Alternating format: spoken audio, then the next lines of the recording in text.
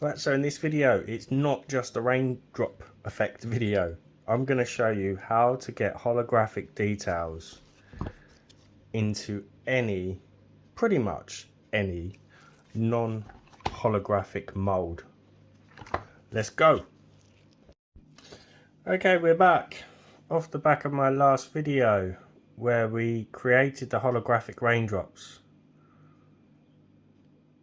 in a holographic mold, but the trouble was I had to brush the mica to cancel out the rest of the holographic areas. So as mentioned, we're going to try and transfer holographic details to a regular non-holographic mold. Now for this I'm going to use this window diffraction film. A lot of you have probably already got this. If you haven't, you may have a silicone diffraction sheet. You can get those on Amazon as well. I haven't got one, so I'm going to try this. So I'm going to mix up my 2-part resin. I'm going to have to take this down onto this glass mat, and then I'm just going to drop and let it cure. Let's get mixing. Okay, so we're using the Let's Resin collab resin for this. Anything will work. The reason why I'm not doing this with UV on this occasion is because I've wasted a lot of resin on this. UV dips as it's curing, it shrinks. So this was a coaster I did, and what happens when it dips, it doesn't stick to the mold properly. So we ended up getting, some of them worked, but then some of them didn't. We ended up getting the resin, it seeped through underneath the beads. I had to dissect this to try and work out where it went wrong, and that's what happened. I had some successful ones. Again, here's another bad one. It just doesn't stick properly to the mold due to the shrinkage. So with 2-part resin that won't happen. So my resin is now mixed, and I'm just going to apply drops to the sheet. There's a lot of bubbles in there, but you can see what I'm going to do is just add the drops to the holographic sheet, and then we just wait and let them cure. So what I will say is, because you don't want to keep doing this every time you want to create these, is just apply as many drops as you can in as much space as you can, because you can always store these away once they're cured for a later date. Just fill it up and don't go too large, because what will happen is it will just self-level and it won't look great. I don't want it crossing these borders. I want it to stay within the actual areas. So here you can see all of our little droplets are dry, and I'm using an old mold, and you can see where I've had a lot of practice runs. The mold is kind of a little bit stained, but when you tip it in the light, there's not really any indentations on the mold. When you normally do this and you cure the droplets in the mold, what can happen is it can cause the mold to actually be marked. I'm not finding that with this yet. All I'm finding is kind of a bit of staining. So all we need to do now is just carefully peel off. Don't touch the underside. These really do peel off easy, you can see, just by bending the film. And like I mentioned, you can just store this in a bag for a later date. Don't have to use them all now because there's quite a bit. As always, massive shout out to my channel members, anyone who's bought me a coffee or a super thanks. Okay, so you want your molds really clean, so I'm just wiping over with some isopropanol, and this should also build up a little bit of static. Just really rub those molds and make sure those are spotless. And you will probably notice this mold is damaged, but I want to see whether it leaves any marks in this. I have used this for the one that I showed earlier, and it hasn't left any marks. But I'm just, to be safe, just making sure. So now I'm not going to show you all of them because that would take some time. I'm just peeling that off of the film very carefully. It's still quite bendy because it's very thin. Now just apply that to your mould. Try and get the right angle. When I push down, you can see it's turning a different tone. That's because it's like a suction to the mould. And that's what we want. With the UV resin, it wasn't doing that because of that dip that was created underneath. I'm not saying we're not going to get any leaks in this, but I think it will work better. Okay, so once you have your beads stuck down, I know I just did it, but don't move your molds. Don't push them, don't touch them, don't even breathe on them because that can disturb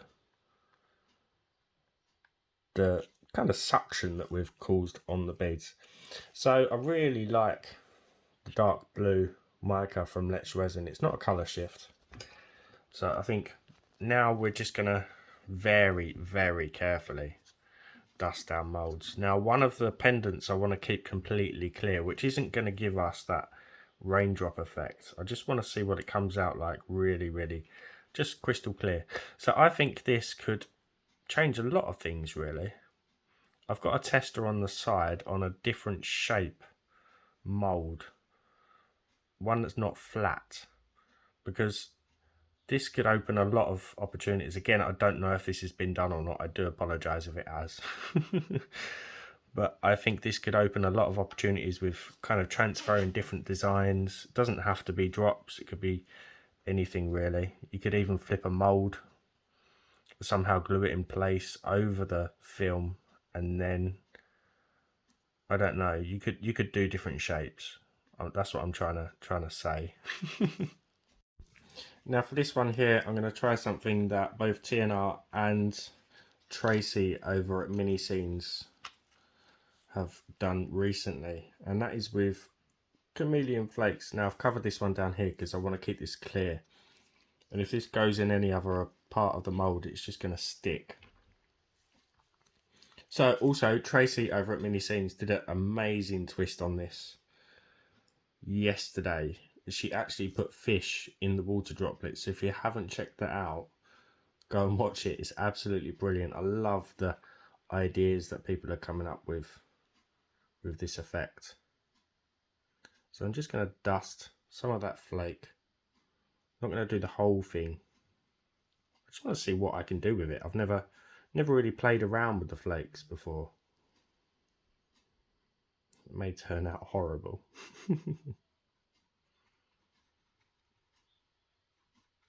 I think that would do. I don't want too much. So that one was the Resin Chameleon Flake Violet. And this one is just the Chameleon Galaxy Powder. Just going to blend that into the flakes. As always with this effect, massive shout out to TNR and also to the Lions Den, who most of us recently found out did this technique over a year ago. TNR wasn't aware of the video or the technique. Many other people have stumbled on this by accident, but massive shout out to those two channels also. So we are now going to mix up our two-part. We are using the collab resin. Let's get mixing. So my resin is now mixed. I've just used a combination of black liquid dye and a small amount of black mica powder because I am running low. So I'm just going to top these up and I'll see you for the exciting part. Also, do not use a heat mat when you're doing this, because if there's any tiny air bubbles underneath these, they're going to expand with the heat and lift up. Right, we are back. It's all ready to demold. I really wanted to do these last night, but they just weren't curing as quick as they normally do because I added the black liquid dye. So you may ask, why don't you just cut out the film and place it in the molds? Well, you can see just how easy it comes off, so it wouldn't stick very well. Plus you've got that risk because you're adding a film into the mold. With the heat of the resin as it cures, the film's likely to curl. So anyway, let's see what we've got.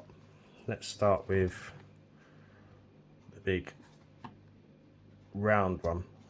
As always, give the video a thumbs up, drop me a comment, and if you haven't subbed, hit that button for me.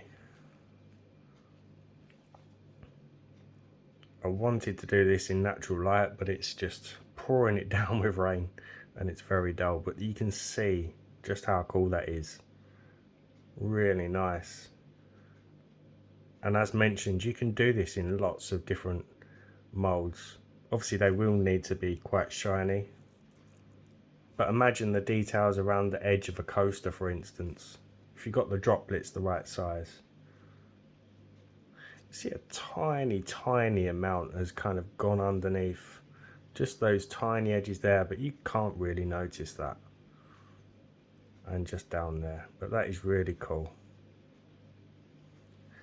I've got the experiment that I was running at the same time. I will show you after these. That may also answer some questions. Oh no, I've just torn off my knobbly bit. It's an old mould anyway. And that was the one with the chameleon flakes. Again, look at those holographic details, and they're flush as well. With an inlay, you don't get that flushness unless it's, you know, taken over the whole inside. But I just wanted to bring something a little bit different, that you could add some really good details into your molds. Right, let's see the coaster. I'm really happy this has worked, guys.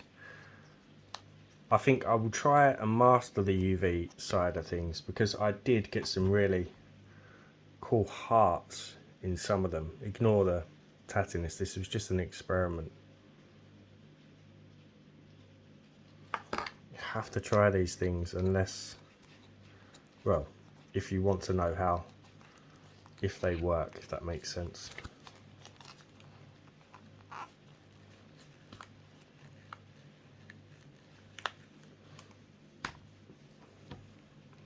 Let's see. That is so cool.